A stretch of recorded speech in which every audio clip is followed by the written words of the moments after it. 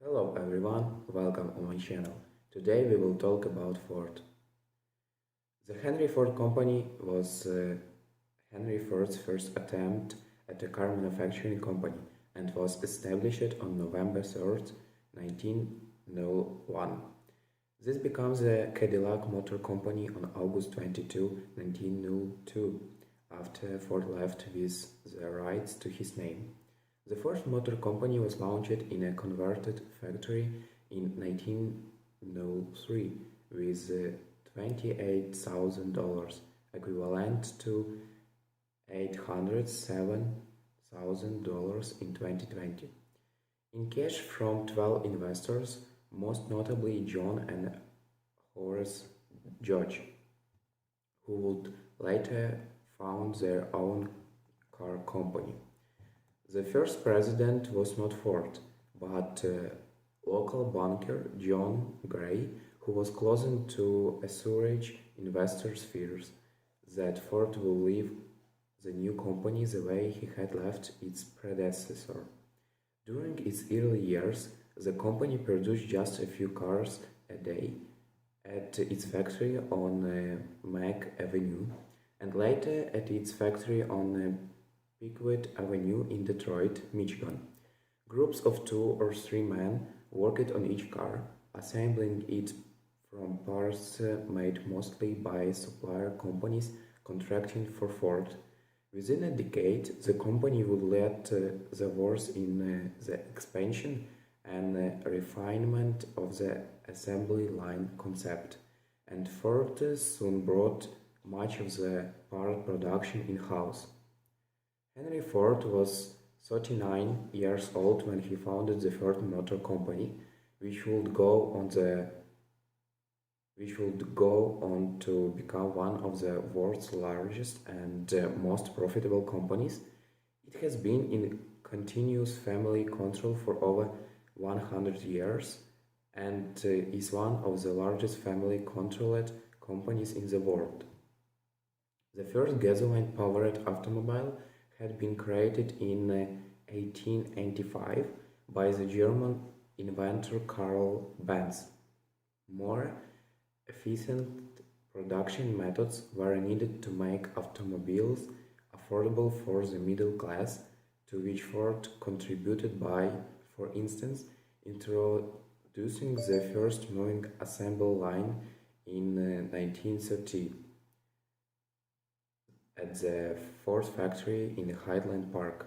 Between 1903 and 1908, Ford produced the models A, B, C, F, K, N, R, and S. Hundreds of a few thousand of models of those were sold per year. In 1908, Ford introduced the mass-produced Model T, which totaled millions sold over nearly 20 years. In 1927, Ford replaced the T with the Model A, the first car with safety glass in the wallet shield. Ford launched the first low-priced car with a V8 engine in 1932. In attempts to compete with General Motors' mid-priced Pontiac, Oldsmobiles, and Buick, Ford created the Mercury in 1939 as a higher-priced companion car to Ford. Henry Ford purchased the Lincoln Motor Company in 1922 in order to compete with such brands as Cadillac and Packard for the luxury segment of the automobile market. In 1929, Ford was contracted by the government of the Soviet Union to set up the Gorky automobile plants in Russia, initially producing Ford Model A and AAC, Serbia playing an important role in the industrialization of that country. Ford Germany, first subsidiary in Germany, produced military vehicles and other equipment for Nazi Germany's war effort. Some of Ford's operations in Germany at the time were run using forced labor. The creation of a scientific laboratory in Dearborn, Michigan in 1951, doing unfettered basic research led to Ford's unlikely involvement in superconductivity research. In 1962, Ford Research Labs made a key breakthrough with the invention of a superconducting quantum interference device, or SQUID. Ford offered the Lifeguard Safety Package from 1956, which included such innovation as a standard deep dish steering wheel, optional front and for the first time in a car, rear seat belts, and an optional padded dash.